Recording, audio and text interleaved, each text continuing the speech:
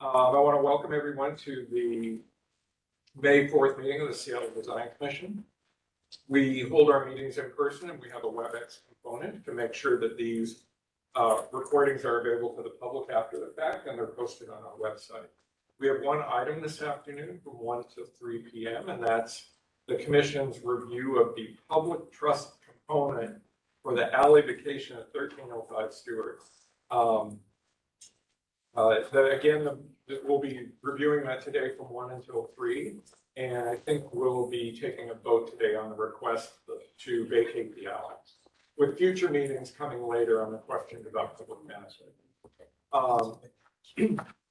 Anyone who's a presenter today, if you could make sure that you do log in, because we have people who are attending virtually so they can see and hear you better. We have one staff person in particular that has a hearing challenge, and so when you're logged in and you are speaking, to make sure that your screen is on. Okay. To the extent that you can. Why don't we go ahead and do introductions of commissioners, and we'll start with commissioners here at the table, and then we'll have commissioners and staff introduce themselves online, and then we'll have the presenter team. We'll go ahead and start over to my right with Elizabeth Connor. And when you introduce yourself, please make sure to tell people your role on the commission. Thank you. Hi, good to see you all. I'm Elizabeth Connor, the Artist Commissioner. Hi, good afternoon. My name is Adam Enrine. I'm the Urban Planning Commissioner. I'm the Vice Chair, and I'll be taking the action this afternoon. Jill Crary, I'm the at-large Commissioner and the Chair. Matt Elves, Architect Commissioner. Ben Giss, Architect Commissioner.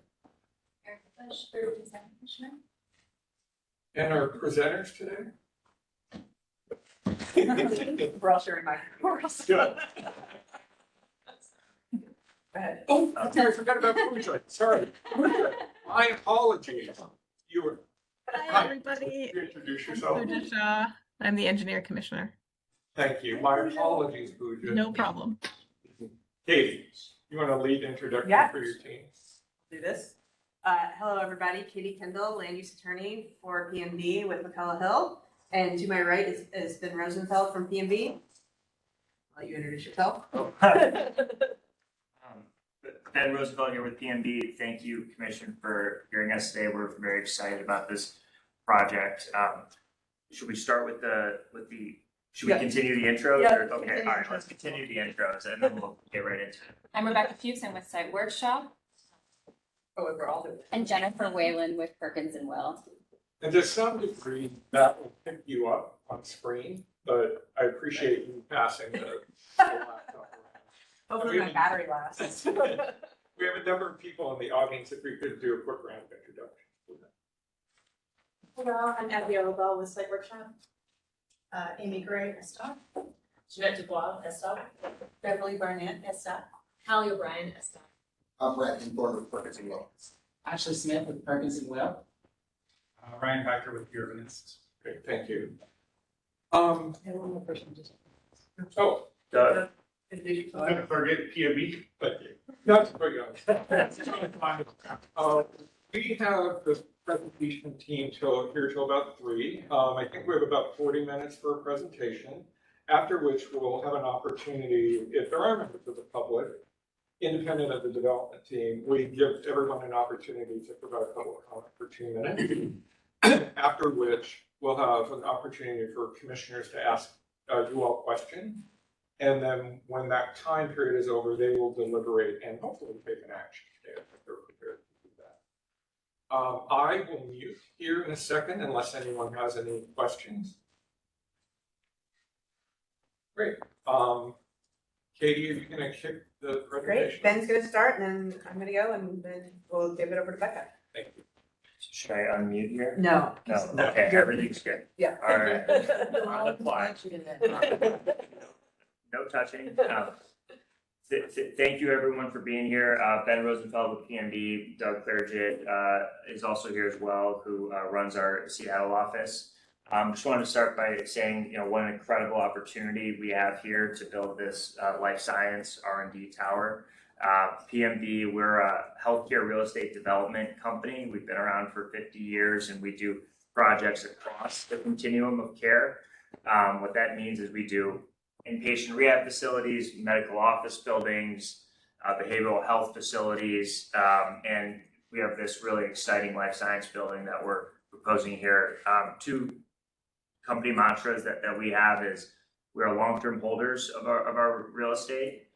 This is not the only project that we're looking at in Seattle right now. And as you can see here with our team, we always go local and hire the best resources to help us, and that's what we've done here. So just want to again say thank you for the time, and going to turn it over to the rest of the team. Great. Good afternoon, everybody. So some of you were able to see this project during the pre-petition meeting, and now we're back for our very first public trust meeting, hopefully our very last public trust meeting. PMB is seeking to vacate an alley in an area that is currently really only a half block in a neighborhood with little alley connectivity already. The question before the commissioners today is whether it's within the public interest to vacate the alley. And what you will see today in this presentation is a direct result of the incorporation of commissioner comments, agency comments, and even comments from the community as well as the DRB. The presentation that Becca and Jennifer will go through today really shows that removing this alley facilitates opportunities for improved circulation and a safer pedestrian and bicycle environment in this area. And with that, I'll leave it to Becca to go over the public trust, and I'm going to turn this over, and we'd ask for the commissioner's approval at the end of this meeting. Just approve. Should be there. It's Command F. Yeah.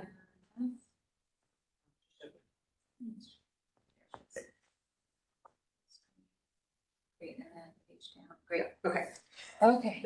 And you should be able to share your screen. Oh, I have to go back to two. You can do that. Okay, there we go. Sorry about that. No. Can't just walk through it that way, can we? Great.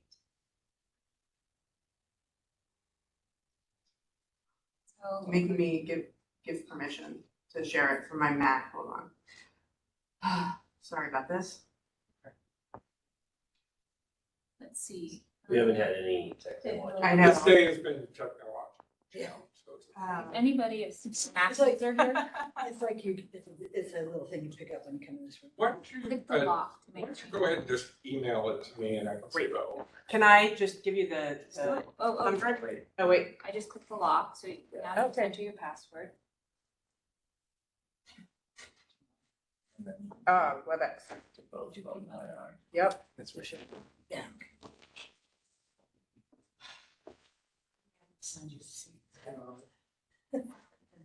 They make this difficult. Yeah. Michael, can I give you the presentation as well, or would you want it? Can you email it to Michael? Yeah, what I'll do is I'll open it and then share my screen. Yeah. Okay. I will get right back on WebEx. It made me restart it. Other people having trouble getting on the website. Okay. And I think we're almost there. We actually might, Yeah, I think you might be able to. might get there. Just in time for a second. I feel good about this. We didn't quite work it out. We tried. Continues. It's where, Year 3 of the pandemic, and we're still like. This morning, then we did this whole thing, just sort of cleanse and start over. I got one. I have it. I have the password. Yeah.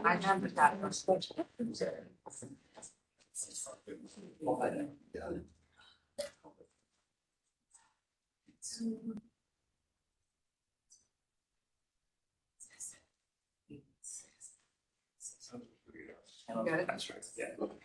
Okay. What are they, capital X?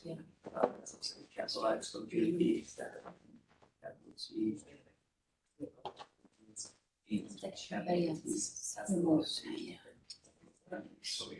Oh, all the remote participants.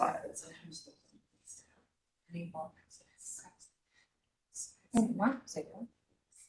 That in, when is it, she couldn't get in Bill. I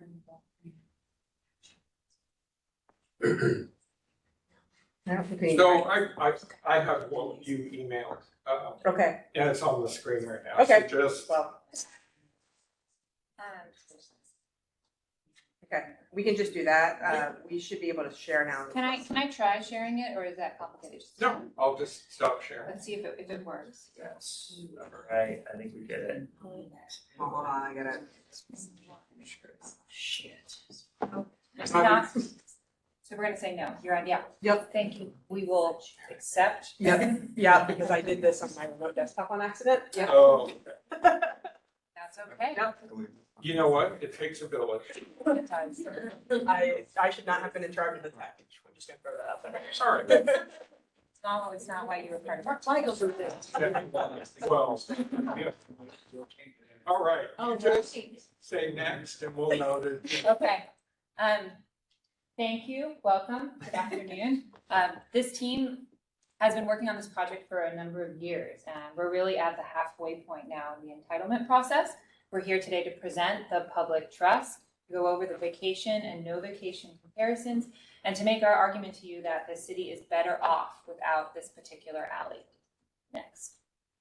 So today I'll be going over the overall development goals, an introduction to the site, the urban design context, which is the 9-block analysis, and the proposed project. I should be looking at this, right?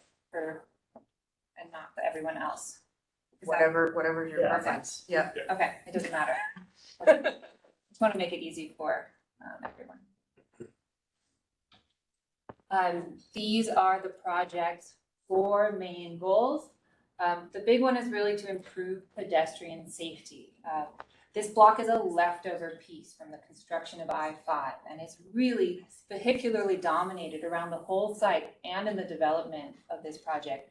And so through this design, we want to reorient the site around pedestrians, bicycles, and stormwater, and to really re-stitch it back into the urban fabric of this city. Next. So here we are today. Doing the public trust, really literally at the midpoint of our entitlement process. This project had a previous life with a previous owner. And with this owner, we went through 2 rounds with EDG and received approval and guidance late last year. We have filed our petition for vacating the alley. We have done a round of community outreach, presenting that public trust today. And we look forward to returning, going to DRB, and returning in the summer, hopefully to present the public benefits. Next. Natalie Quick has been this project's community outreach coordinator. She's done a number of digital and printed outreach as well as virtual open house meetings. Those have been very poorly attended, which is not really surprising for this neighborhood that doesn't really have a neighborhood. However, we have been more successful with our direct community outreach, and I'll go through that on the next slide. So we have met with the South Lake Union Community Council. They were very supportive of the improvements to pedestrian and bike safety in the area. They wanted to confirm that the loading, trash, and recycle were all going to happen on East Lake. We have had a great meeting with Youth Care, our neighbor to the south. We want to continue their involvement in this project and have some ideas for community collaboration that we're going to share with you later on in this proposal. We reached out to Seattle Neighborhood Greenways. They were highly supportive, but also very focused on the Thomas Street Greenway and didn't provide a lot of comments. Next, met with Alex Hudson of Transportation Choices Coalition. Alex has seen some curbless streets that haven't been done well, but thinks the pedestrian street is the right direction. As a commuter herself, pedestrian safety in the public realm and lighting are really key aspects. And then we received a letter of concern from the Cascade Neighborhood Council about concern about there being existing housing on the site and the loss of a music venue. And the owner has clarified in a letter to them that there is no housing on the site. The music venue is seeking a new location, and we continue. We've reached out to them for an additional meeting. We continue to include them in our public outreach and any updates to the existing music venue status. We have been before members of this commission twice before, once in January, and again later on this year in late April. We have taken note of many of those comments and And we're tracking them throughout this presentation. And so those individual comments hopefully will be responded to individually throughout this presentation, and then we'll resurrect them at the end if we feel like some of them haven't been answered. Next. Oh, sorry. I was so excited to look at that. Okay, PMB is our development team. They've already given an introduction. Next. I was waiting for next. And now I'll walk you through the existing conditions around the site. Next.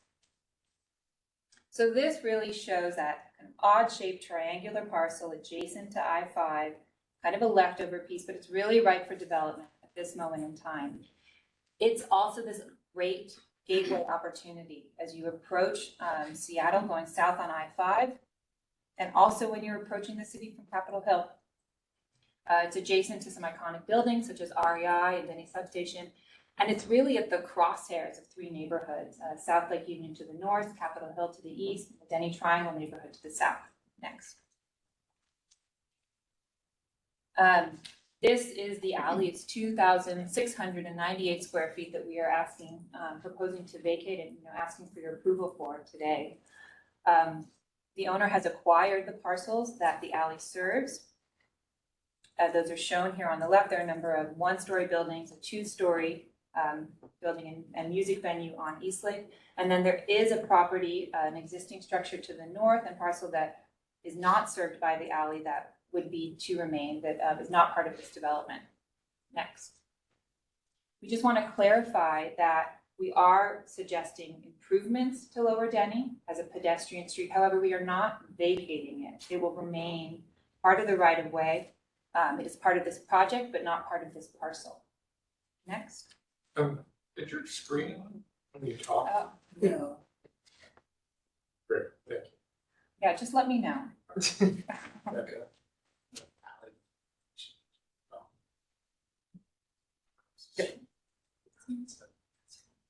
Okay. Just go. Next. Next. This is our site in its immediate vicinity. You can see that it is bordered by one-way arterials on all three sides. There's quite a few existing curb cuts. It's really vehicularly programmed. The parcel directly to the north is a proposed residential tower. Perkins and Will and Site Workshop are the design team on that, so we're really familiar with it. That site has about 25% open space and landscape on it, which is, when you look at the existing block, you're seeing, it's completely bereft of landscaping. Next. So now we'll get into kind of an overview of some existing planning documents and the 9-block analysis. Next. Again, we're revisiting this image. Knowing that that residential tower will be developed to the north, you can start to imagine that both of those projects are really contributing to creating a gateway back to downtown. Next. And then remembering that it's pedestrians and vehicles that are entering downtown from Capitol Hill, and that this site is that landing pad. It's really the first place that you experience. It's not a place yet, but it will be as you enter downtown. Next. Okay. And the order is different. This is an older presentation. This is an old copy of the presentation. Okay, well, we're gonna work with it. The site, as stated, is in the nexus of various neighborhoods that are bounded by these massive arterials. I-5 shown in yellow, Denny Way shown in orange, and there's the importance of creating thresholds and connections between these neighborhoods, two of which are adjacent to our property that we have the opportunity to influence and change. Next. There's a number of relevant planning documents, but what we found most relevant is the Denny Way Streetscape Concept Plan from 2013. Next. The image is the design is a little bit warped in the lower left-hand slide, but you're seeing the existing condition of that intersection in the photo above it, and really the attention that's being given to this unsafe crosswalk. And in this proposal, they're extending the curb line to grab the crosswalk and proposing closing Denny Way to vehicles. And you'll see when we get into our design concept for the notification that we've really carried a lot of these ideas forward. Next. South Lake Union Urban Design Framework from 2010. Our site is located in the lower right-hand corner. Offers a lot of relevant guidelines in terms of the street character, of major arterials, the site, as a gateway and an edge, the importance of those neighborhood connections you already looked at, and the potential for green stormwater infrastructure. Next. This is our 9-block zone. It's a funny shape because our site has a funny shape. And we are including a bit of Capitol Hill going over the I-5 divide because that's our adjacent neighborhood. Next. The building uses around the site are primarily residential and commercial. You're seeing the Denny substation in gray, that major utility. And in purple, directly south, is Youth Care. That's a community organization. They're our neighbor to the south. Next. This is a collage of some of the buildings around the site. There's a lot of development, a lot of dense residential existing and new proposed buildings, as well as iconic structures. Next. Stepping even just a couple blocks out to capture all of the nearby open spaces. Some of those have come about through the public benefit process and are small but still significant, like 1200 Stewart. Many of them are privately owned public open spaces like REI, the dog park near the substation, and then the planned Omni Seattle Times Park to the left. Cascade Park is a very significant public open space, a couple blocks to the north and adjacent to the Thomas Street Community Neighborhood Greenway and the proposed Melrose Avenue Greenway adjacent on Capitol Hill to the east. Next. Oh, it is a little bit of an older presentation. Unfortunately, I'm not sure how this happened, but there's a variety of scales of different open spaces around our site, plans that are coming online, and this very significant art piece by Lead Pencil.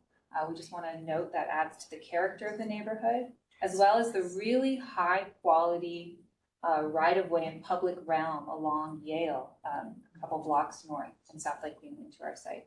Next. This slide mostly speaks for itself in that we are bound by 3 major arterials, not to mention I-5. However, those do lead to calmer neighborhood streets that connect to the neighborhood greenway. Next. This is showing the proposed alley that we want to vacate. Highlighted, in red is our site. Again, those are the parcels that it serves. And the 2 blocks to the north have had previous alley vacations, one for that residential tower and then for the REI flagship store, 1 block north. Next. This is a map showing existing traffic patterns around the site. The stop signs are what they are, and then there's the stoplights show the signal intersections. And we've included both. We don't usually do this in 9-block, but the no vacation and the vacation scheme because we're proposing a change to this traffic pattern. Those green arrows represent where vehicles are currently entering the site. Stewart is one way. They're turning down the alley, and they're also turning onto Lower Denny off of Stewart. And both of those are, areas where pedestrians and cars potentially interact. And then the next slide. In our vacation scheme, by closing Lower Denny to everyday vehicular traffic and removing the alley, we've consolidated all of the vehicular entry to Eastlake, which though an arterial has less traffic than Stewart, and it's created and reducing the potential conflict of vehicles and pedestrians. Next. The site is really well networked in terms of public transit.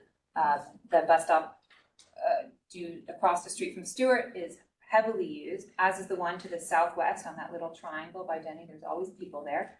And surprisingly, a little to us, is the bus stop at the northeast corner, which is mostly commuter, is a little bit less frequently used. And you see that in the pedestrian counts that we've gotten from Heffron that we'll share with you. We met with SDOT and they communicated to us their proposed Seattle transportation plan for a one-way couplet on Stewart and on Eastlake. And so our portion of protected bike lane on Eastlake would tie directly into this plan. We're also looking at channelization and striping further south on Howell to make sure that that transition from a shared bike and car lane to a protected bike lane is safe. We also are connecting to King County's planned and funded bike facility north of John Street along Eastlake. Next. Some of those major arterials are also kind of pedestrian arterials, and there's a number of key intersections along those routes. 2 of them land on our block. 2 of them we have the potential to improve. Next. These are the pedestrian volumes that Marnie and team Heffron have recorded. You'll note in the southwest corner, significant volumes during peak AM rush hour, and not so many up at the northeast corner. Imagining that if we improved this block, maybe some of the people walking along the north side of Stewart might cross over, and take the south side. But really, all of that traffic in the southwest corner. In the AM, next slide, and even more so in the PM, the evening. Next slide. And over the past 10 years, this has resulted in a number of collisions. The 2 red dots represent 2 that were non-fatal, but really serious. Next. And we are part of the Lake Union and Ship Canal watershed. That southwest corner is a low point on the site and a real opportunity to collect and cleanse the water before we're discharging it north towards Lake Union. Next. So here we get to the proposed project, and I'm going to do the walk through first the vacation and no vacation schemes, and then in detail through the public trust list of policies. Next. On the left is no vacation. On the right is the vacation scheme. Next. In the no vacation scheme, all of those vehicular traffic patterns will be maintained. Cars will still be accessing the alley off of Stewart. They'll still be accessing Lower Denny off of Stewart. And we've also, there's room, which would be convenient for one of the buildings to have a carport in the southeast corner. There would be 2 developments. There's 2 parcels. Parcel B would be kind of maxed out. It's a really large tower, max height. And then parcel A would also be kind of to the lot line, but a little bit shorter due to code restrictions. And we would be doing the minimal kind of frontage on all 3 streets. Next.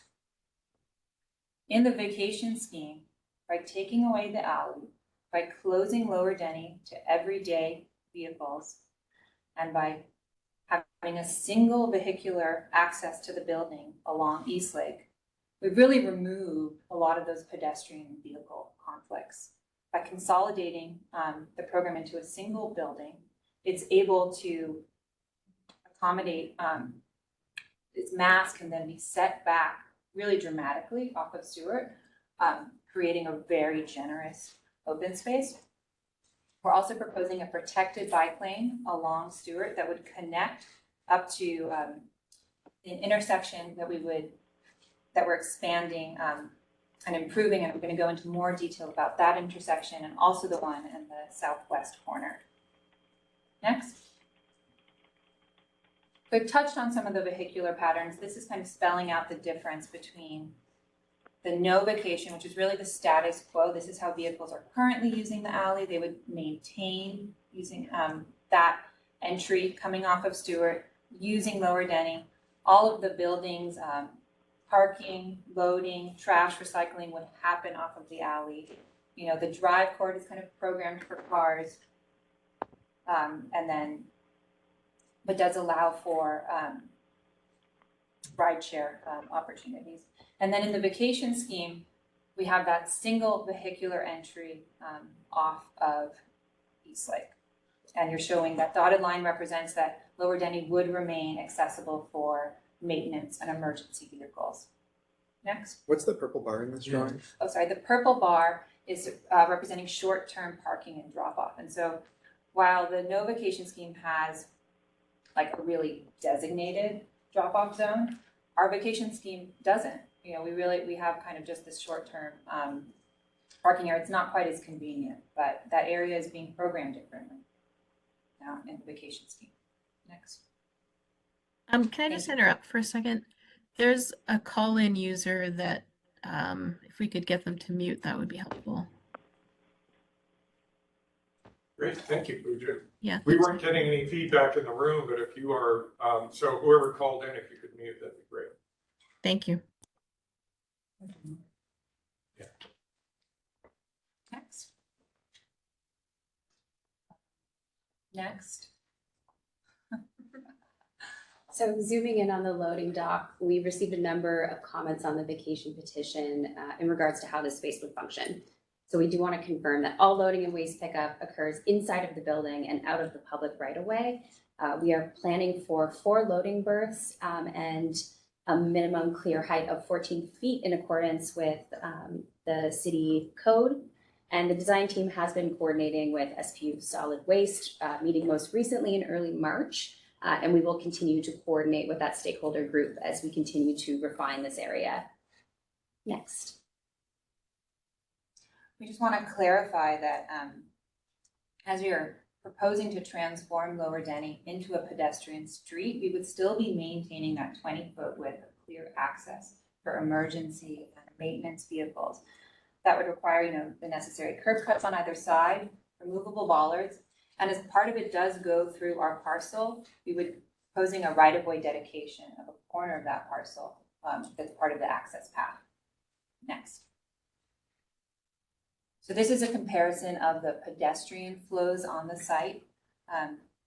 You're noting that there's a lot of traffic coming in from the neighborhoods of South Lake Union and downtown. And really most of that 1,500 number, really a lot of that needs to actually be directed east going up towards Capitol Hill. Again, we are working with an older presentation. So I'm gonna have to make those kind of pointers. But there's a lot of people using that intersection. In the vacation scheme, you know, the patterns are the same, but we're proposing improvements to that intersection. We're widening out the queuing space. We're improving the safety of that crossing. And at the northeast, we're also proposing some changes to that intersection to promote safety. I also want to highlight that in the vacation scheme, that dark blue represents an accessible route. So, you know, you're going to see stairs, you know, along Stewart Street, but I want to point out that if you're approaching the site from the south, the first opportunity, the first route in is accessible. And then there are a series of kind of stairs. And if you're approaching from the north as well, the first route into the site is an accessible route. So here. Yes, the dark, that would be an accessible route And to, here. yeah, to the frontage zone. Next. I'm just trying to add value. No, I think. I appreciate it. I really appreciate it. So in this version, I'm just gonna say next as we go, I'm just gonna speak to the two that are side by side. Next. So this is the intersection that we're dealing with at Stewart and Denny. You can see the really minimal space for pedestrians. We know that this is, there's so many cars that are always here. There's so many people that are always here. And those, the white wands are trying to protect the pedestrians, but it's really not clear visually. And there, it has resulted in a number of collisions over the years. Next. So the vacation scheme would keep all of those existing curb lines. It's not really touching the intersection at all. And all the improvements would be happening just outside the building frontage. Next. Oh, so it's a little heartbreaking because this presentation is a little old. I'd like to We need see to it. get the new one. It's so much fun. Stop for a minute. Yeah. Or I'm going to stop sharing. Mark just Yeah. emailed me. Michael, I emailed it to you, so it is heartbreaking to see all the hard work. I don't think you should beat yourself up too. No, you because it's a don't. very clear presentation. It's very informative, so. While we're stopped, is there a way that your presenter could be visible on screen? Because maybe that's your empty office. that you're seeing. Oh, it's so messy too. Well, I wasn't gonna comment on that. Yeah, it's but, fair though. Yes, I accidentally used it on my remote desktop. Let me just go ahead and get that up on the right spot. Because I think This is a little intermission. Yeah. Dimensional, but- Yeah, here you go. I'm fixing that. We're doing double duty here. Yeah.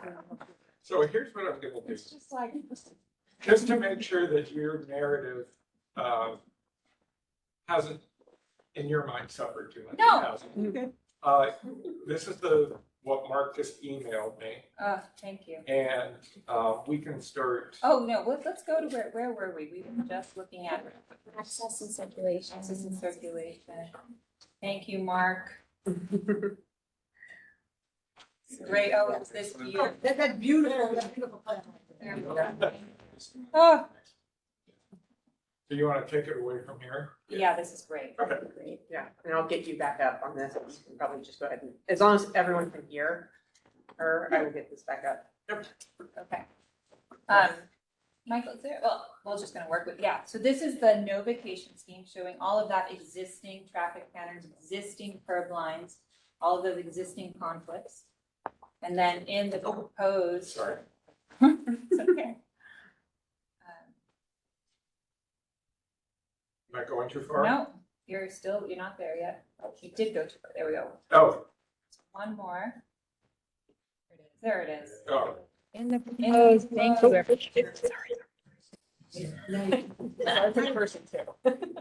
that you're up, make sure you're. Ready to roll. Oh, I'm muted. No, you don't. I want to be muted. all right. You're ready. Got it. Okay.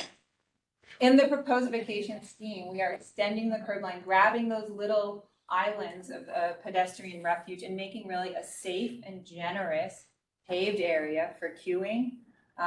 Also visually a lot clearer for pedestrians by removing that alley access on Stewart and limiting the vehicle use on Lower Denny. You know, really there's no vehicles entering on Stewart and it's just a pedestrian thoroughfare.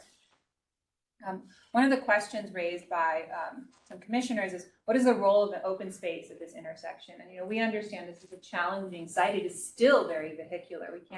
We can't really change that. But it receives a lot of commuters, and we think that these additional spaces provide, you know, a bit of refuge. It's a place to take a phone call. It's a place to have lunch. There's going to be probably a cafe or a restaurant in that corner.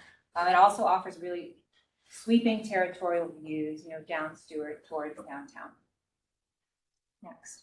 And just looking in plan at the changes, you know, that we're proposing, that red line on the left represents the existing curb lines that would stay the same in the no vacation scheme and are shown for reference in the vacation scheme. And this really harkens back to that Denny streetscape concept plan that we all saw a very warped version of, but this is really realizing a lot of the goals of that neighborhood. Next. This is our other tricky intersection up at the northeast where you're seeing Jersey barriers closing, you know, 2 lanes of east, like and other, you know, pedestrian islands, you know, that both bikes and pedestrians are kind of using for crossing East Lake. Next. So in plan, I'm just going to work with it. What you're seeing is the kind of existing curb lines on the left, you know, showing those little piecemeal islands. That would stay the same in the no vacation scheme. And in the vacation scheme, we would be kind of extending our frontage up East Lake and doing a similar move of grabbing those little islands into a much larger mixing zone. We're also proposing to change where a pedestrian is crossing to. In the existing plan, when you get to those islands, you have to cross Stewart and John to get to the REI block. And we're proposing a safer, perpendicular, shorter pedestrian connection directly to the island on John. Next. You know, we are, we've met with SDOT. We talk a lot about, you know, because there's a really strong desire for this protected bike lane on East Lake. SDOT would would prefer option 2, continuing that raised bike lane all the way to the intersection. However, we do have a neighbor that we are working with and we're in dialogue with, and we're proposing a lot of changes to their frontage. And so we want to be flexible and understanding.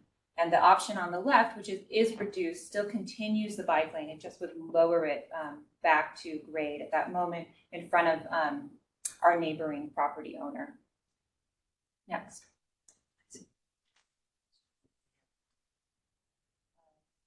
Next. Big presentation.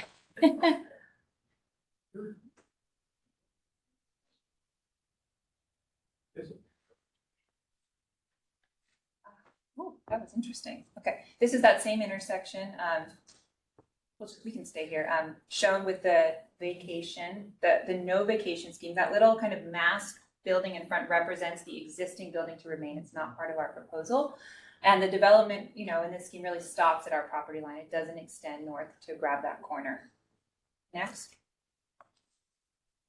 In the vacation scheme.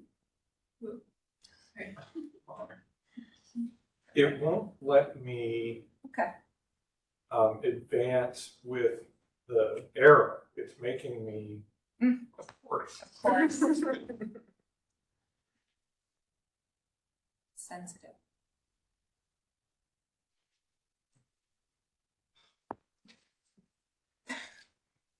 Is there a page down? I don't know. Oh, but you're on, I know. There. It's not, it won't let me do the Yeah, page yeah, down. I'm for whatever reason. sure you. Anyway, this is just showing extending that frontage improvement all the way to that corner.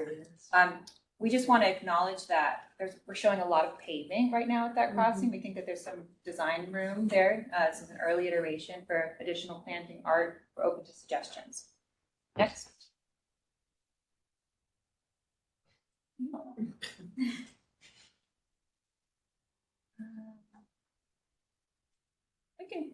I don't know what we missed, so it's okay. Oh, here, let me try this. Nope. Okay, sorry. It's okay. Just a high level summary of these two schemes, both have adequate, bicycle parking, scooter parking, both buildings can have interior bike rooms. The real difference is, the existing shared car and bike lanes in the no vacation scheme and the proposed, protected bike lane along East Lake that again ties directly into Seattle Transportation Plan. Next. And here is what that would look like. This is the existing condition along East Lake. Next. In the no vacation scheme, we're doing that code required frontage improvement. Next.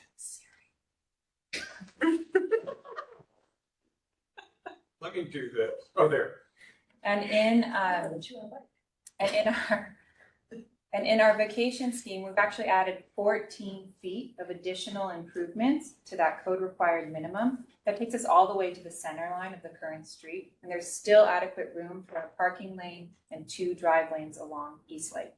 We're also just want to note that we're showing conifers here. We've talked to Urban Forestry about that. They're excited about it. We think it gives the street a different identity. It also relates a little bit to the landscaping at REI, as the civic gateway. Next. Let me try something for a second. Oh. Just give it a moment. Sure, why not? Third act. Yes. Yay. Wow. Is it better? Nice work. And let me use the arrow. Nice. I think it's great. As opposed to my fingers that are shaking. Improvement. And so, looking at the open space in both schemes, it's pretty straightforward. On the no vacation scheme, green represents the right of way, yellow is private property that is open space. Those colors are true also for the vacation scheme, although both are significantly larger, in activating Lower Denny as public space and setting the building back for a significant open space on Stewart. And then that little orange triangle, we're just tracking that little piece of dedicated right-of-way for the access route. Next. this development, would meet the required open space for on-site for both parcels. Next. And that's also true for the proposed vacation scheme. It's exceeding the on-site open space required by about 3,000 square feet. Next. How does that translate into free speech and public assembly? It's really one-to-one in terms of the right-of-way is that space in the no vacation scheme. However, in the vacation scheme, we are eroding a little bit of the private property, what you saw in that yellow line, and designating that part of the free speech and public assembly zone, as well as, reprogramming Lower Denon. And I'll talk next about how we're doing that along Stewart using changes in level, like stairs, planting, as well as signage to communicate that. And we'll see that, I think, in the next slide. So this is the existing condition looking towards downtown along Stewart. Next. And in the no vacation scheme, built out to the lot line, you're seeing an 8-foot sidewalk. Next. And in the vacation scheme, that space really opens up. The building being set back off Stewart is significant in terms of the open space that it creates. We're showing we can create a 10-foot minimum sidewalk on Stewart just by stepping our development back. And we've also, those little areas in front of the stairs, those are these kind of additional eddies that can be used for public assembly. You're seeing planting, benches, steps. That's really the private development line. We have signage that we could add should that private property need to be enforced.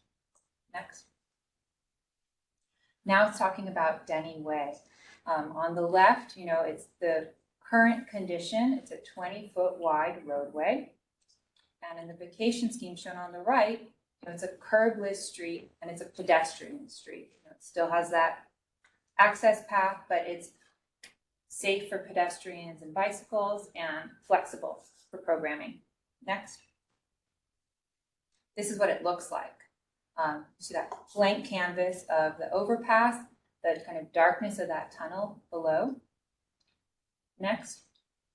In the no vacation scheme, we're not really touching that. Keeping all the curb lines, and you're seeing the carport in front of the building. Next. In the vacation scheme, closing Lower Denny to everyday vehicles, that's what those bollards represent. There's the potential to activate it. We are really excited about engaging Youth Care, our neighbor to the south, and Urban Artworks, and they've partnered before on projects. So this is our owner, really excited about this opportunity. They could partner again and carry that mural language, not just on our site, but also wrapping under that dark tunnel. Next. So these are some images of the Urban Artwork Program. They're wonderful at engaging our community members to create beautiful work. Next. And these are some, ideas we have for soft, flexible programming for Denny. We understand that, it's a tough site now, but it's going to change with this development, and it's going to continue to change with the development of this neighborhood. And so having this really flexible space where this type of programming is possible, these are some ideas that we've had.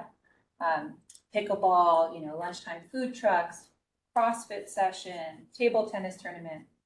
Next, and just, some quick, we could do that next slide.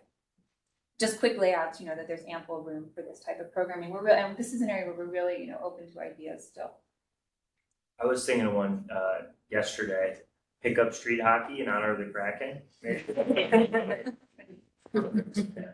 Absolutely. Pickleball, the mayor wants pickleball. Yeah. Okay, and I'm turning it over to Jennifer. So moving on to the light and air policy, this existing view shows what it's like for a pedestrian walking down Stewart Street towards downtown, and you can see the existing alley to the left. So this is one of the many current conditions where vehicles and pedestrians intersect. Next. So in the no vacation proposal, this pedestrian and vehicle intersection persists, and the building on the smaller parcel extends to the property line with the minimum sidewalk and landscaping requirements, as Rebecca mentioned. Next. In the vacation proposal, the pedestrian and vehicle conflict is eliminated, and the building setback along Stewart that creates the open space, brings more light and air into the public realm than the no vacation proposal, contributing to quality of life and public health. Next. And then this is the view looking at Stewart and Denny towards the property after you've just kind of passed over, again, another pedestrian and vehicle conflict at Lower Denny Way. Next. So once again, in the no vacation proposal, you see that conflict between pedestrian and vehicles persists, and that the building proposed here really extends to the lot line with those minimum code requirements in the public realm. Next. And in the no vacation proposal, that pedestrian and vehicle conflict is eliminated, and the building setback along Stewart, paired with the departure setback along Lower Denny Way, creates a really generous and welcoming condition with clear sight lines across Lower Denny and up Stewart Street. Next. And these are a series of shadow studies looking at that vacation scheme.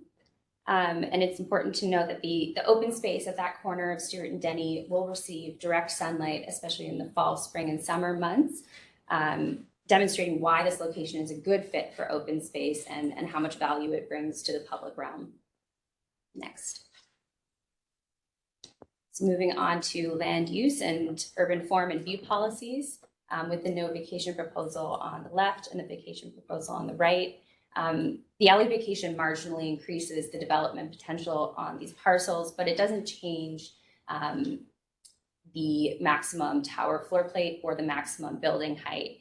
And what it really allows for is a building form that has greater potential to respond to the unique site and the vacation policies, because it has less physical constraints and can be shaped more effectively. Next.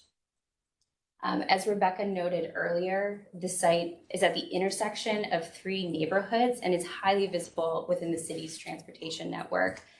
This view is from the Denny Way overpass, moving from Capitol Hill towards the downtown and South Lake Union neighborhoods. Next.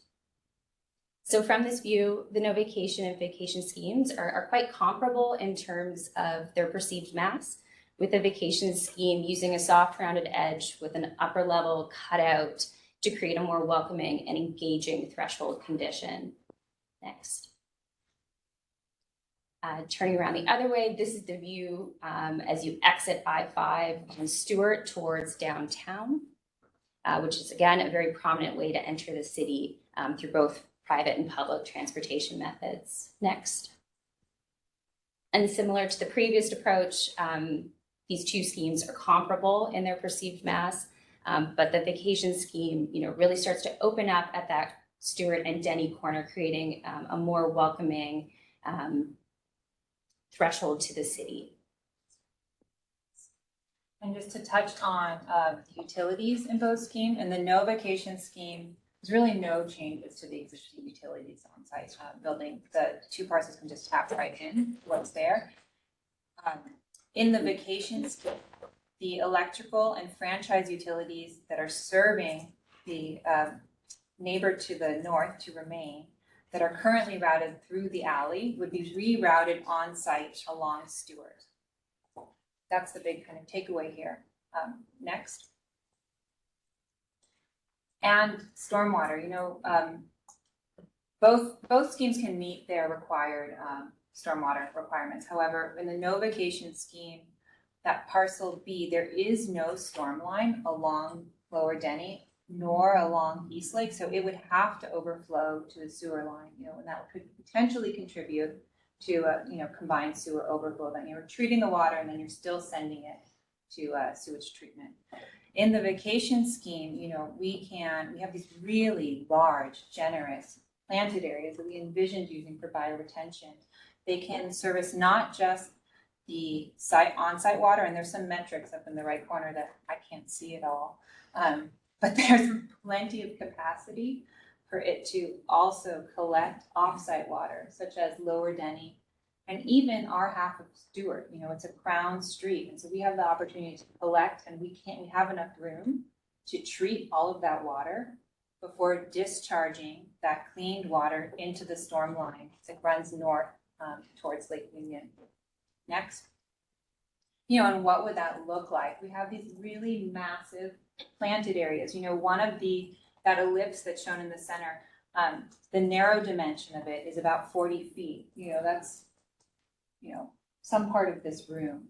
These are really, really big planted areas, and it's a statement about stormwater infrastructure. It's also really unique to have that much planting, in this kind of sea of gray infrastructure next to a highway. That's going to feel different. And, we're going to use native and pollinator-friendly plants. And so this is a significant piece of habitat, when we're going through a biodiversity crisis. And so we're really excited about this part of the project. And this is a summary of all the aspects that we've gone through. I'm not going to go through it. It's for reference. Next. As is all of the comments that we've received thus far, with some text, pointers in case we need to refer back to them. Next. And we have all together made it to the finish line. Thank you, not just for being here, but for all of your technical support and patience. The fact that you guys are relying upon me for technical support is. Well, and me first. And staff on this call can attest to that. I want to pivot quickly to public comment, recognizing that I think we have one member of the public really as a part of the development team of the city present. Am I a member of the public? No, you're not. I thought you were looking at me and I thought I got elevated to be a member of the public. No, I wanted to make sure that if there's anyone other than a member of the development team that wants to provide comment, that would be great. This would be the time to do that. Not seeing anybody. Beverly, I do want to give you an opportunity to just give a quick overview. Pooja, I'm aware that you're going to have to jump this call sooner rather than later. Do we have you for about another 15 minutes? Yeah, I can stick on until about 2:20. Beverly, do you have a couple of high-level comments before we switch to commissioner questions, and we would give Pooja the opportunity to go. So I don't know if they can see or hear me if I stand behind you guys. No. So I went low tech, having heard about all the problems. Oh, hi everyone. I'm here in person. I went low tech because I just knew this was a low tech day. So I don't know that if I have anything really high level. I will note, as you've seen from the presentation, this is an odd shaped block in a very, very vehicle heavy, very busy area. So I think they have a lot of challenges. They've been working with SDOT on access and location, and I'm asked to mention the protected bike lane is very important to SDOT. So I think there's not major hurdles, there's just a lot of work in figuring out where things are going to end and the dimensions and the design mitigation. So I think where we're at is that we're working on the vacation scheme and just needing to get to the next level of design, not bringing any big red flags in from my colleagues. As you know, they don't let me make some of these decisions wisely. I think at a high level, I'd say there's a lot of ongoing work and we don't have major impediments, just keeping engaged as the project moves forward and is more detailed. I think that one thing that I missed from this presentation though is the little corner to the north. I think it might be helpful for the commission to get a sense of the current use and how they access and get to the site and what their needs might be after the vacation for drop-offs. You address their utilities, but I think in terms of the streetscape, especially for, SDOT is really looking for bicycle enhancements. How is that person, assuming that existing use will stay for a while? And so I think that is a picture that I would imagine that the commission would have questions about. But so nothing major, just complicated and a lot of work, but SDOT's on it. Okay. Thank you, Beverly. Well, should we move to commissioner questions? We'll start with Pooja on the screen. Sure, thank you. I did have a couple of questions. One, I think, was just answered to some extent, but the topic is the vacation of the alley, and my understanding is that Lower Denny would remain public right of way. But Lower Denny does contribute to a lot of the circulation or, reduced circulation of traffic. And I was wondering how much coordination has been completed with SDOT in terms of changing the use of Lower Denny, and also with the fire department. It was labeled as an emergency access, but there were bollards being proposed, and I was wondering if the fire department has had any part of that conversation. Do we respond? Yeah. It was not hypothetical. We have met with the street use team at SDOT. We met with the DT, and they were, she was highly supportive of turning what we were calling an urban curbless street into really a pedestrian street. So there's a lot of support for that change. I don't know if we've met with the fire department. I can't respond yet to your question. Mark has his hand up, it looks like. Yeah, Pooja, it's a good question. So we've been doing laps, if you will, with Jonathan Keenan Cook. So the closure of Lower Denny is really coming from SDOT advocating for it. And it is for pedestrian safety reasons, which you all could see in those wonderful sketches. So, we haven't gone through the fire department yet, but this is really coming from the SIP planning team at this 10% level, if you will. And so we're submitting this at 30%, and that's where we'll get the feedback, Pooja, from them. Okay. But know that this is really squarely coming from SDOT, and so traffic ops has looked at it, and then urban design, of course, is very excited because I think, as you all well know in commission, the pedestrian streets are coming as one of our typologies, and this could very well be one of the first ones. So that excites us as well. Awesome, thanks, Mark. And then the other question I had was the stormwater planters. Which streets is it? Is it Stewart only that would drain to that, or is there an opportunity to collect some of the Denny Way overpass and take it there? I'll just say at this time, we are collecting Lower Denny Way, but I don't believe we are trying to collect Upper Denny and off of the overpass, just Lower Denny and Stewart Street. Okay, thanks. This is really great. I'm glad that SDOT is behind this. It looks like a really great improvement to Lower Denny, especially. That's all I had, Michael. Great. Yeah, thank you, Pooja. You kind of made a comment there, but I know you have to leave. Are there any comments that you want to put before the group before you sign off here? Sure. No, I really appreciate the thoughtfulness to all of the utilities and, the access and everything. This was really clearly presented and well thought through. And just compliments to everyone that put this together. Great. Thank you, Pooja. Despite the technical difficulties. Imagine if you only saw the final draft. Great. So maybe we'll start with Erica in the room. Oh, wait, okay. Hi, thanks everyone. I tend to be long-winded, so I always apologize. I do have a few questions.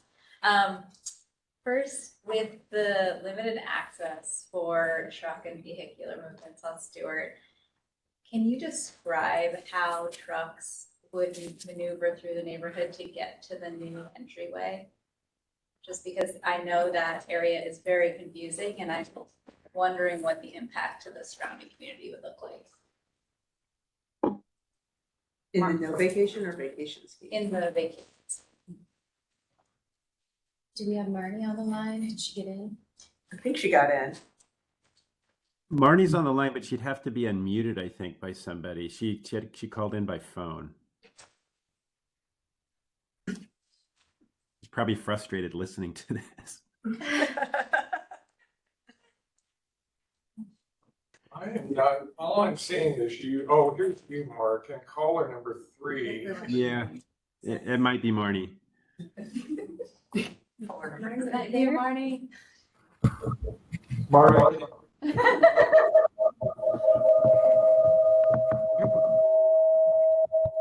Well, of course.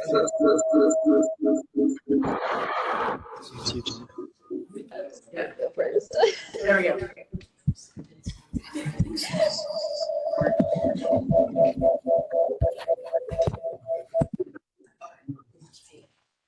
See this like better than.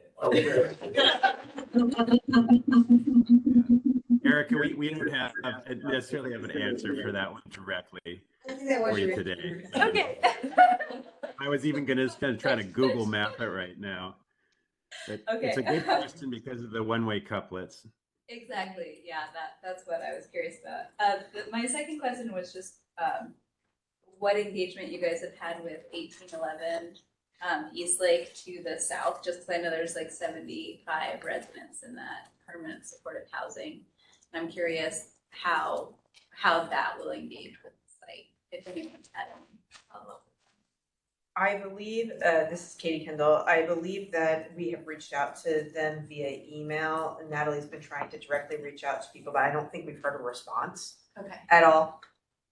But we'll make sure that we continue engagement with them and make sure they're on the list. But I believe that I know she's reached out to them at least once. We've done a lot of both. And then my second or my third question is it's one of these sort of like big picture questions that comes up with a lot of these vacations. You know, when you do this, you often create a much larger block where an unintended consequence is limiting the number of active facades. And my concern is that and we talked about this earlier today, that we may be removing an active facade on East Lake in order to create voting availability and sort of function. But anytime you see the loss of an active edge on a street, I get a little concerned. And so I'm wondering if there's some thought about how the property or the development continues to keep that as an activated frontage, just because there are quite a few safety concerns in that neighborhood, and largely any development that's adjacent to a highway, right? So if we unactivate that edge, I'm concerned that those problems will exacerbate. And take that. So I guess from a programming perspective, we have active uses all along Stewart Street and Lower Denny, as you kind of pointed out, coming to that corner of Denny and East Lake where you see a piece of the bike room. And then as a nature of putting the parking and loading entry off East Lake, it is less active from a glazing perspective, but I think having this expanded and protected bike lane and improved lighting especially seems to be a big concern in this area. We think we're really improving it through those landscape and public realm additions. And then my last question was about the ability to buffer sound and air quality concerns from I-5. And there's that sort of island that exists on the east side of East Lake. And I wondered if you guys had explored capacity to increase the buffer within that island, almost instead of being just adjacent to the building, because it seems like that would provide a little bit more of a sound air quality buffer. That's a really interesting idea that we haven't explored or thought about at all. But you bring up a really strong point. I think that's the main first experience of the site is sound and air quality. So that's really worth looking at. Mark has raised his hand. Mark? Yeah, I'll just, Eric, that's a very good idea. I thought about that early, and we haven't given up on it. It's WashDOT property, which makes it extremely difficult process to touch. And so we'll continue to we'll ask Jonathan about it and the SIP planning team to see if there's something we can affect there. We don't disagree. It's somewhat blighted right now. So to get even an evergreen buffer would be pretty cool there. But Yeah, absolutely. thank you. Thank you, Mark. Keep fighting. That's all. Sorry. Great, Ben. Great presentation. Thank you, Paul. And I had one question on it was on one of the renderings. There was a power pole right in is that, I mean, I'm assuming it's in the rendering. It probably has to stay, but it seemed a little odd in that space. I don't know if it's a power pole or communication. It's a power pole. It's connected to lines that run There it is. directly north along Yale. There are existing power lines that march along Lower Denny that we are able to move. But this one, however, is just tied, well beyond our site. And we are doing a lot of maneuvering around it. But we talked to Civil about this one. It got flagged really early. And we decided that that makes the most sense to leave it in place and work around it. I have some experience like undergrounding those, and you always have to take it to the next transformer, and it's down the block probably. So I get it, but it is painted or something like that. And then my other question was the lighting. So I love the pedestrian street along Denny. I think that's a great movement. I was really curious about how you guys were going to treat that. It feels like that really does need to have special attention with lighting in that, and how you make it feel.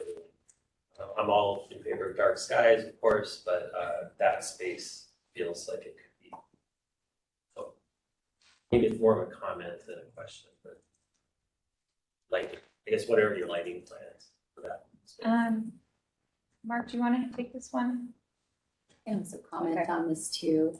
We are going to be engaging a lighting designer to specifically look at the site and help us with these kind of set-TED questions, but also atmospheric making is a really cool place that you want to be in. There are existing light poles along Denny. We're relocating them, but I think, to your question, is that enough given the site conditions? I would say it would be just reliant on that. It would be enough to see, but not necessarily to feel like a great space. So from a developer standpoint, with our design consultant, we will be making sure that the lighting provided, one of the focuses will be safety around the entire building. That'll be top of our list to make sure that whatever lighting is provided is absolutely conducive to making it safe and feel safe for anyone that's around the building. That's great. That's it. Great. I don't think I have any questions. You mentioned an expansion of the First Amendment, and then you were going to explain it due to levels and stairs, and I missed that. Yeah. If you did explain it. I don't know if I did. It was during the I think it might be jump something. slides. Yeah. Get in there. Okay. Right there? Or Yeah, back? it's that blue one. Oh. I was saying how we kind of eroded what was shown in yellow in terms of being on-site property for free speech and public assembly in the vacation scheme, and that's you're seeing this kind of jagged edge along Stewart, and in the next image, I'm going to show in that scheme. Sorry. I was just so taken.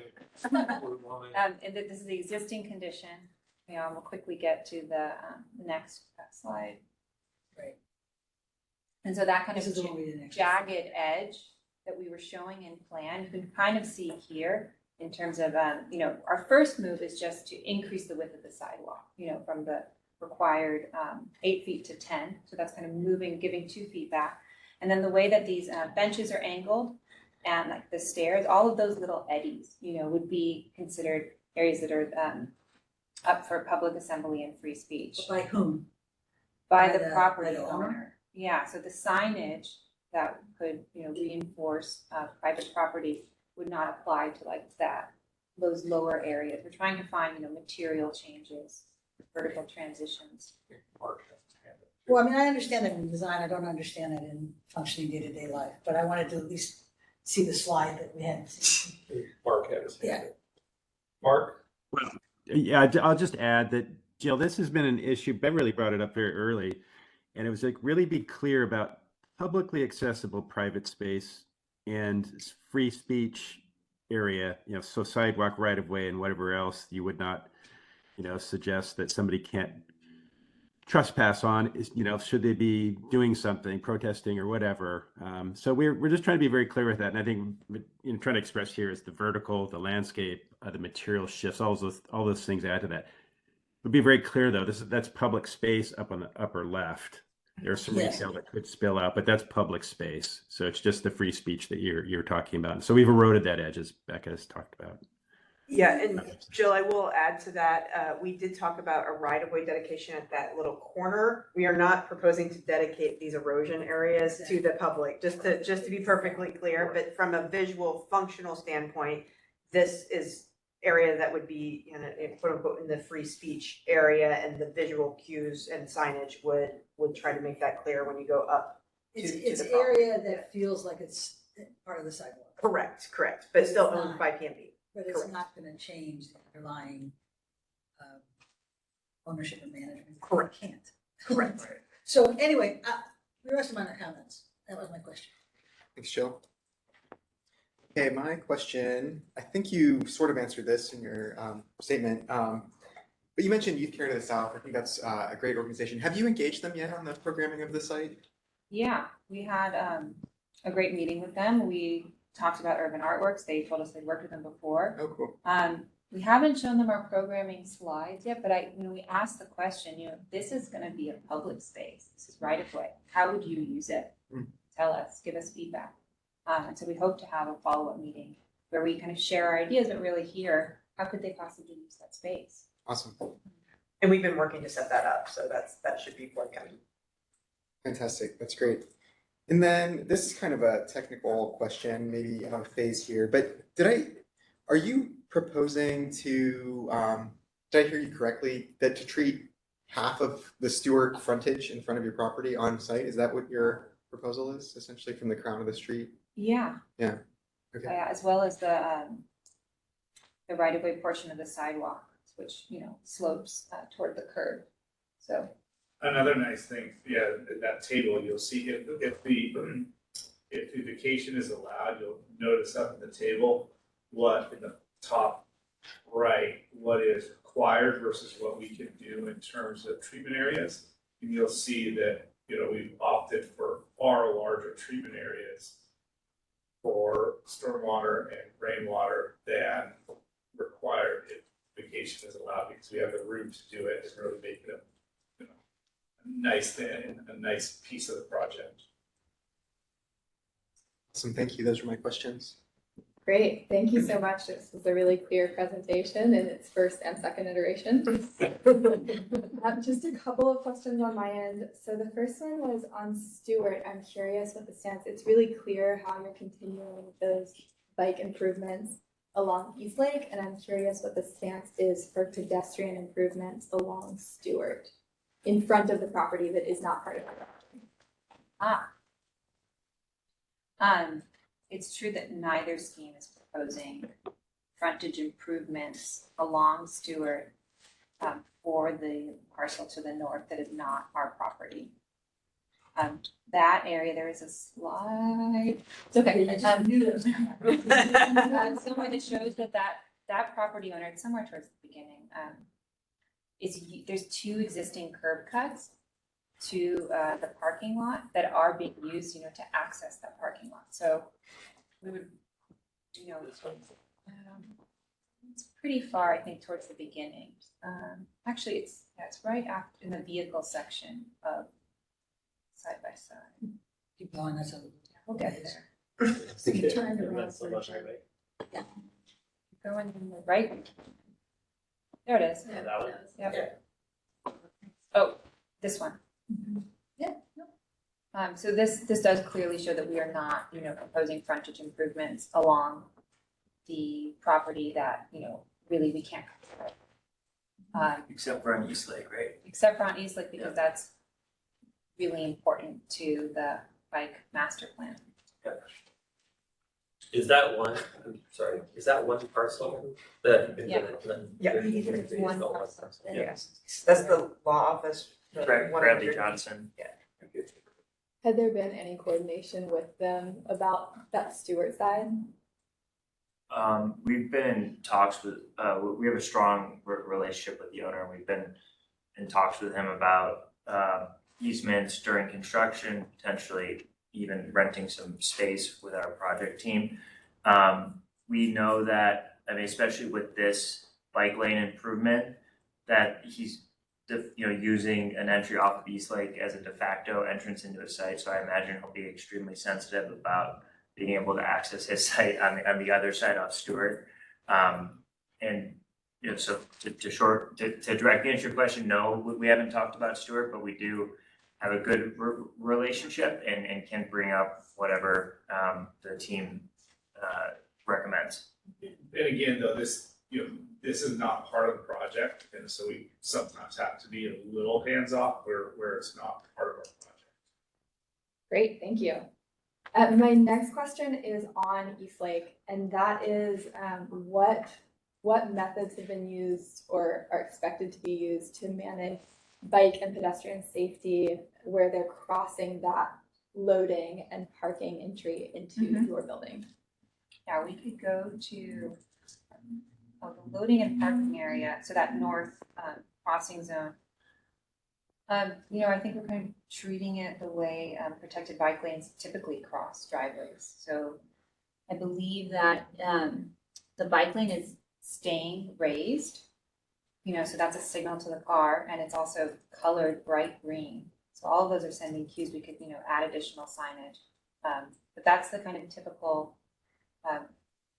visual cues to the car that they're crossing over a bike lane. Yeah, and I would say, these buildings are not super high trip generators anyway, but it is something that, we want to be mindful if we're going to construct these bike lanes, we want to make sure that they're safe, right? Great. That's super helpful. And those are the only questions you all left for me. Thanks for your time.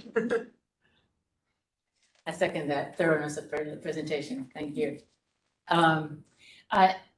Because this is the public trust realm today, I'm curious to know if you have demographics and some numbers and more kind of storytelling responses from your outreach so far. Mark? Public outreach. Sorry. I'm not sure I really understood that, Elizabeth. Can you restate that? I'm interested in your public outreach so far. I heard some responses and some challenges during the pandemic, which of course. I'm just wondering if you have collected any demographics and numbers of respondents and some even anecdotal thoughts about some of the things you might be planning in future.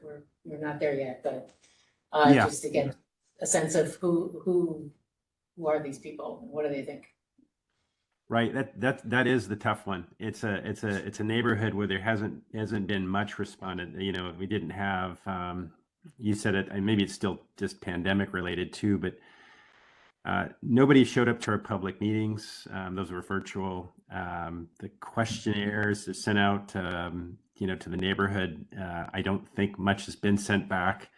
So it's really been more about us going to them, and so we're really relying on the Cascade Neighborhood Council, the South Lake Union Community Council. We had a good meeting with them, engagement, and we'll plan follow up. And then Youth Care, we're going to continue to work with their 18 to 24-year-old clients that they are really the organization is about. So we're trying very desperately to find out who can help provide feedback. Eric, you mentioned one with the housing. That's something we'll continue to try to do. That's further to the south. So Elizabeth, it's been a tough one, quite honestly, to get people to participate in the conversation. Right, and, go ahead, Ben. Oh, I was just gonna add to that, with Youth Care, they actually are our closest neighbor, and we reached out to them based on, commission comments, so thank you for recommending, that we do that. And, you know, we have reached out to some of, directly to some of the residential neighborhoods, I think as per, suggestion from you all as well, and we'll continue to do that. We do have analytics, and I don't have them right now, from the website of who has visited and how long they've been there. So we can certainly provide that at future meetings, and we can continue to track that, and we can continue that outreach as well, and we'll bring those website analytics. But, you know, past that, it's just been the direct engagement because no one else is really responding. Right. And everyone on the block, including the attorney, I was talking to him before I came here today. And then we've got the Cascade Neighborhood Council. We talked about that back and forth. We've responded to their letter. We hope to have in person and further discussion. So we've been trying to pull teeth to get more feedback, and we'll continue to do so. So you are thinking more in person now that it's possible to meet in person? I love it more than that. Public outreach is important. Yes. We are making every effort to get hold of every group all the time.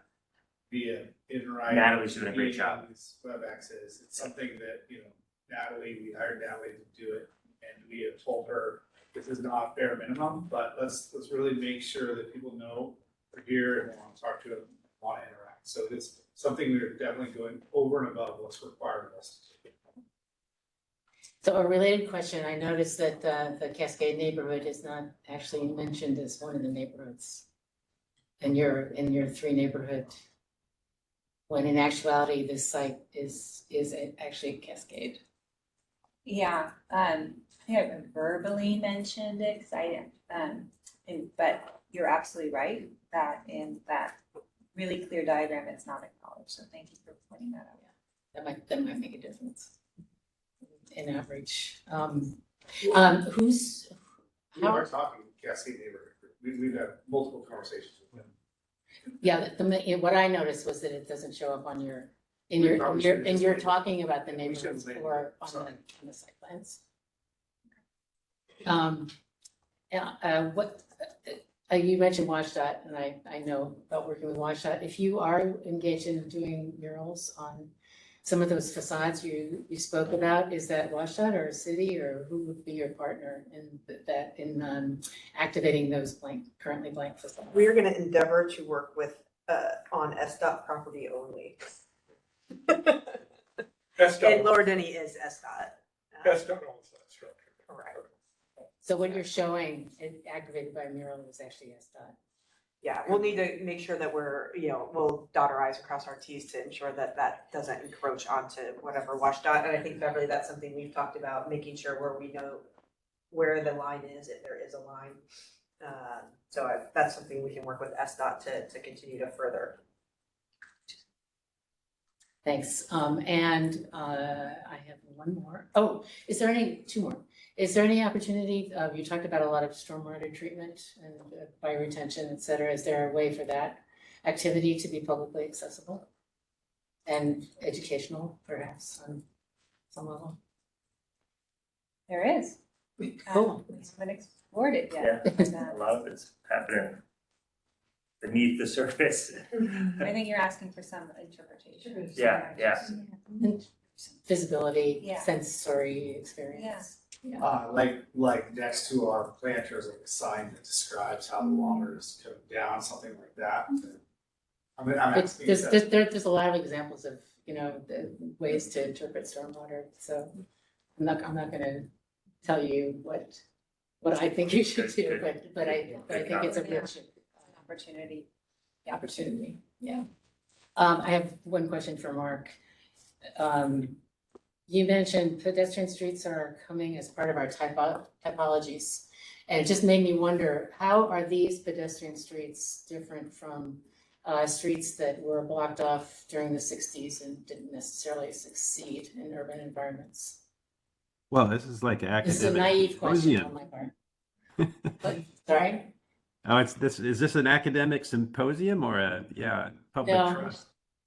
No, I was just curious if that was something. I know what you mean, Elizabeth. I think things have changed. This isn't the pedestrian malls of the 50s and 60s and 70s where we had to reintroduce cars. So, I mean, you're seeing these, we're working on a spectrum of these now with SDOT and the community through either grassroots or directly with SDOT, where there's closures of streets. Thomas Street's the half block closure there is an example that we took through commission recently. That would be now classified as a pedestrian street.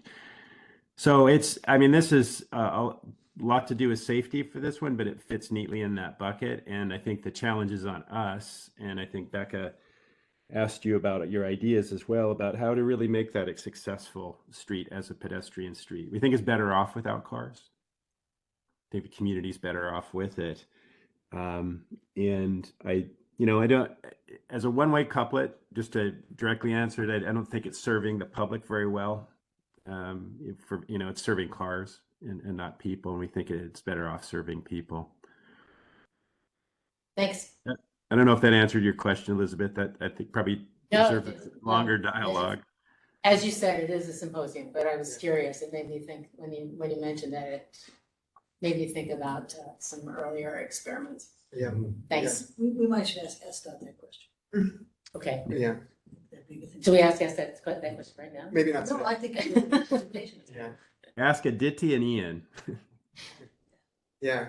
Great. Okay. Well, so we have 25 minutes left. We have our deliberation. We have the action. So maybe let's try to keep our comments to about 2 minutes each, so we have time for the action.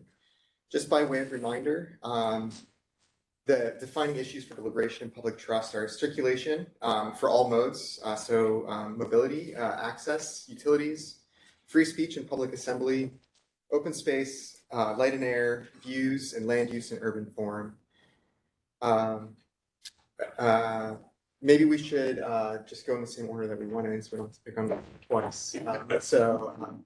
Erica, do you want to start us off? Or actually, before we do that, project team, are there any other questions you had based on the comments, the questions you received so far that you'd like clarified? Did you have outreach on this? I don't think we added outreach. And I do think that was one that came up a number of times. So we should, outreach and engagement with neighbors. Thanks, Jill. Okay. Erica. Okay. Thank you guys again. I guess my brief comments are to look at what the truck circulation, I don't know again what kind of level of deliveries and freight flow will be coming and going, but just because of the number of couplets and one-way streets in the neighborhood, it's helpful to know what that movement will look like for them. My second comment was just about outreach. I can imagine that's been difficult. I'm super glad you connected with Youth Care. I might also recommend, I know Berger and the community on the other side of I-5 has been doing a ton of outreach on the Melrose Promenade. So they may have a built-in group that would be great for you guys to speak with so that you don't have to recreate the wheel. That's more just a recommendation. And then my last comment is just about that relationship with Youth Care. I'm really glad you're building that out, but what we often see in public space management is these really great intentions just not lead to great outcomes because the resources aren't there for folks to appropriately activate those spaces. So if the intention is for this to be a really active and engaged space, and it's done through the human capital that would sort of take place on site to make sure that there's actually a program that would support that versus just the assumption that it will naturally take shape. Because otherwise I think it would be a lost opportunity for a great public amenity. So just something to think about as you go into those conversations with them. But fantastic project, thank you. So my comment was primarily around programming, so I think you already said it. I think that's a great point. And then the other mentioned lighting and just safety, and making it beautifully lit, but also feel very safe. And I also think it's a great project. So, other thoughts? I think the project represents a really good potential, outcome for the neighborhood. I think the pedestrianization of Lower Denny Way is really significant. and for all the reasons that you presented, but pedestrian safety, but also the, it could set an example of how to do this in other areas where we can prioritize pedestrian uses and experiences over vehicular. I think the enlargement of the open space is obviously a combination of private and public open space at the southwest corner of the site that sort of extends on up to the north of Stewart is also real significant. So I'm very supportive of the overall project. I think the one thing that I would reiterate, which is what Erica brought up, is thinking about ways that the architecture can activate facade along East Lake, particularly between the vehicle entry and the lower Denny Way. I do see there's one tenant space there. Be great to just think about that for not only public safety but also just enjoyable experience. But I think it's a great project. Thanks for the presentation today. Great. I echo what everyone's saying. I'm very supportive of what you're doing, and I think it's a great project. I think the next time we see this, we have to see more substantial outreach. And I think the outreach and activation and programming these guys are talking about are intrinsically tied together. So some suggestions I have for you that would be to go to Mirabella and ask them what it would take senior citizens to walk down Lower Denny Way. And I think they'd be shocked, but I think you might actually set the bar that high. What does it take for a senior citizen to want to be there and walk their far? And people in Mirabella have a lot of opinions, so I think when you get in the door, you'll be fine. I would say the same thing about the childcare at Cascadia near the park. And maybe their answer is going to be, we're not going to leave the park area. And that's fine, but let's start that conversation, because if you bracket it with children and senior citizens, now I think you might have the reach that you actually need in terms of input about activation. Because you've got to get to a level of safety in a place that feels very unsafe. And I think Urban Artworks does beautiful things, but that in itself, paint doesn't get you there, right? So then my last idea is for you to go to the Downtown Seattle Association and talk to the people and the experience we've had with their ranger staff. Because in the years that they've been doing that, they've had their eyes opened about how hard it is to create this kind of programming and activation in, Occidental Park and Westlake and some other things. So those are by way of example of what I think we're going to need. We're going to ask you to present to us the next time we see this. Go last. Okay. Let's see. So in talking about circulation, so bike and pedestrian safety, you already answered how that would be managed for the biker. And so I'll just encourage the smallest possible parking entry as well. I know we talked about the minimums, so just really thinking about how to minimize the size of that while meeting the minimum. In terms of activation as well, so activation along Eastlake, you mentioned bike room visibility, so I would encourage you to really lean into the activation and visibility on that corner, particularly because it's also adjacent to Lower Denny, but thinking about wrapping onto Eastlake, and similarly would encourage any additional activation that can continue along that frontage. And then in speaking about some of the programming potential along Lower Denny, as you continue that outreach, I would consider, particularly the youth care outreach, I would consider what your stance is on different types of activation, things like skating. Are we encouraging it? Are we not encouraging it? So really just thinking about what's the range of activities that you're hoping to encourage in this space on a variety of hours, and how can you provide programming or partner in ways that can provide programming to activate that space long term. And that's it for me. Thank you so much for this presentation. I'm also supportive, and I really appreciate some of the responses you already gave about outreach. I think that for that programming, whatever it is, and for that public-private kind of amalgam of space to work, the people who live and work close to this space are really going to want to have some input into that. You'll know more, I think, by getting more from them. And I'm going to suggest I know you have an excellent public outreach consultant. I'm going to suggest you go door to door. The designers go as well, because I think it's in conversations. This is, Cascade in particular is a neighborhood that has been extremely diverse over time and also low income and also damaged by the freeway coming through. So they're a little timid sometimes, but also very, very opinionated. And so I would love to see those spaces be activated. And I also really appreciate your ethic of safety and how you've consolidated some of those crazy little islands into spaces that feel like you've got some buffer as a human between what might hit you and what might not. The other thought I have about that is related to something Erica said, and you had some about the facades of the buildings themselves. And so just looking at some of your renderings of what even those islands would look like, sometimes the buildings themselves, I realize they're not fully designed yet, but they do look like a barrier to light and air currently in these renderings. So if that may not be quite accurate, but it's, provides some fodder to think about what that experience, how, if you're replicating an impermeable facade that you're also trying to mitigate with the roadway. That makes sense. That was a little disjointed. Thank you. Great, thanks, Elizabeth. And then Michael, you had some comments? Yeah, a couple of things. I think you've heard a lot from the commissioners today about this idea about public outreach.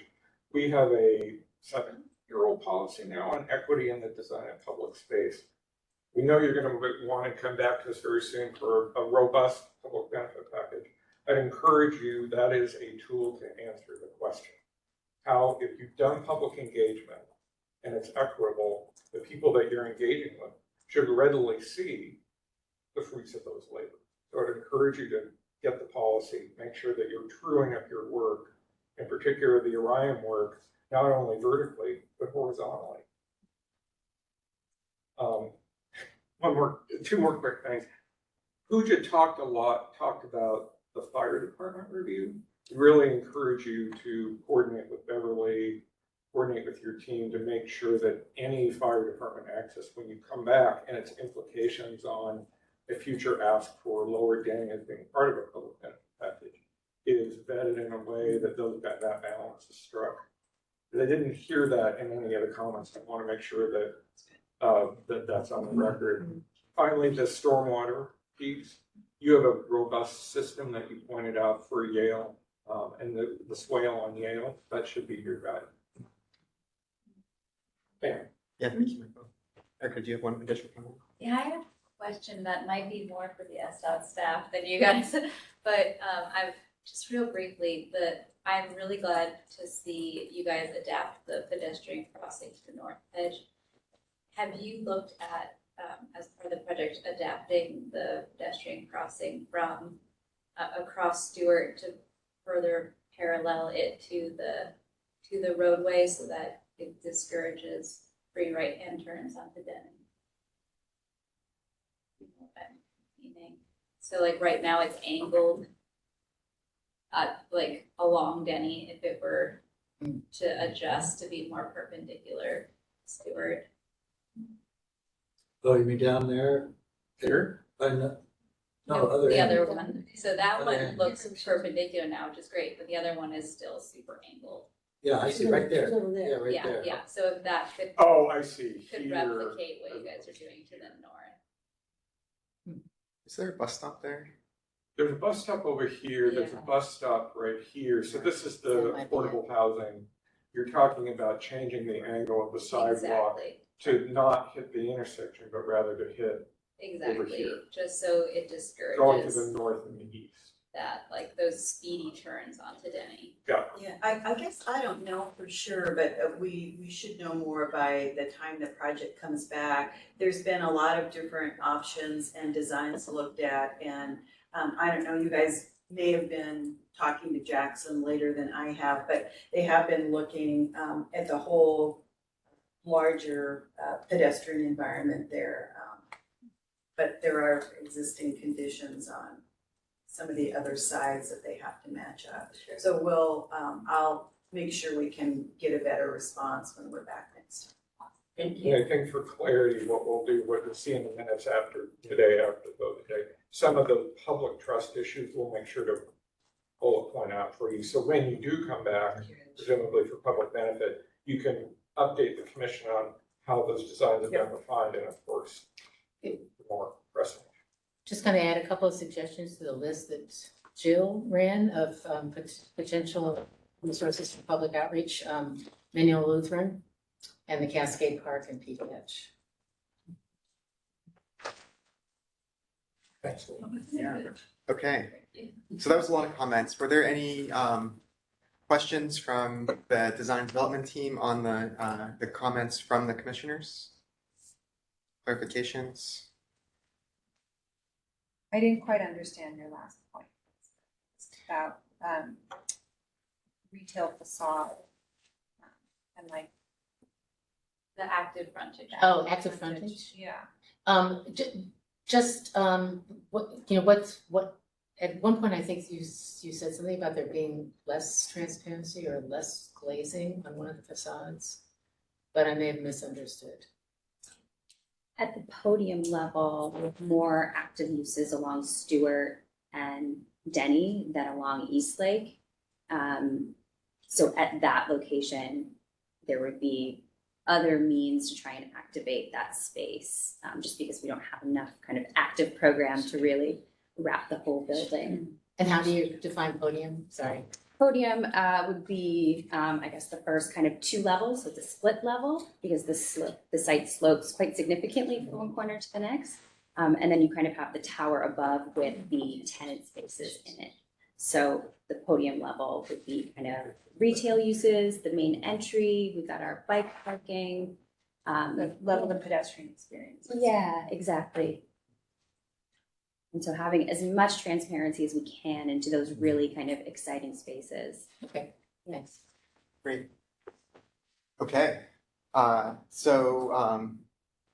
Thank you for coming in for the public trust analysis. The Seattle Design Commission would like to vote to approve the public trust analysis of this project with the following recommendations. Actually, before I say recommendations, I'd like to say overall the commission really appreciates the outreach to date that you've done. We see that and we appreciate that. I think there's a lot of support for the pedestrian and bicycle moves that you've made, the islands, the sidewalks, the bike network, working with SDOT to straighten out some of those crossings of the rights of way. The commission appreciates the new public open spaces and the closing and integration of Lower Denny Way. And I have engagement to date again, so we really appreciate that. I think we also appreciate your flexibility. This was a challenging start, so thank you. Back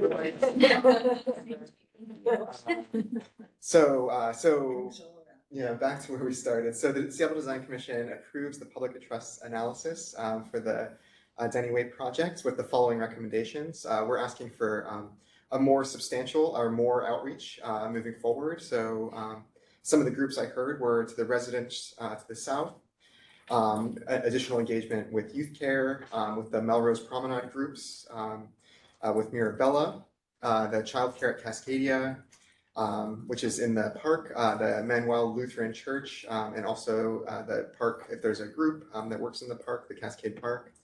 The P-patch. P-patch, yeah, thank you.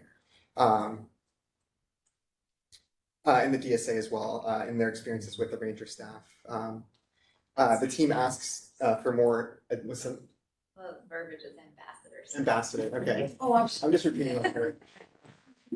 Why do I Rangers think- are the parks department, so I just don't want to put them on Yeah, the thank spot. you. Thank you, good catch. The team, when you come back, we'd like to hear a little bit more about your funding or support for active programming, knowing that those things don't just happen. We are curious to see more of your approach to lighting and how you're going to continue to activate those facades along Eastlake. There was a comment to provide more information on truck circulation and ensuring that the smallest possible entries are off of Eastlake for your loading and parking. I heard a lot of comments on ensuring that the public realm continues to feel public and not an extension of the private open space. Elizabeth mentioned continuing to lighten up the buildings. continuing to coordinate with SDOT on the south crossing of Stewart Street. And then I heard a couple of comments, sorry, these are a little out of order, about the equity, use of the equity and design of public space tool. So using that as a framework for presenting back your public space. And then continuing to coordinate with the fire department on the closing of Lower Denny and what that might mean for the design of that space. Katie also said that they would provide some additional demographics as outreach goes Great. forward. Yeah, thank you. Thanks, Elizabeth.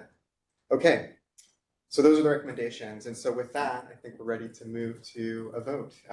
We'll just go in the same order. Right, Fran? Do I just say I approve? I guess so. I think so, okay. Yeah, exactly the verbiage. I approve as well. I approve. Approve. Approve? Approve. All right. Great. Thank you. Unanimous? Thank you. Excellent, thank you. And thank you for Well, thank everybody. you. for, Now we know, well, like quadruple backup options. I don't think it would matter. Maybe some more It's things that just Whatever you one want. of those things. Okay. But thank you. It's not just an emotion. I think we've earned our pay for the day. I think we're done. Thank you. Thank you. Thank you. Good discussion. Oh, no. I was like, I didn't get. Here you go. So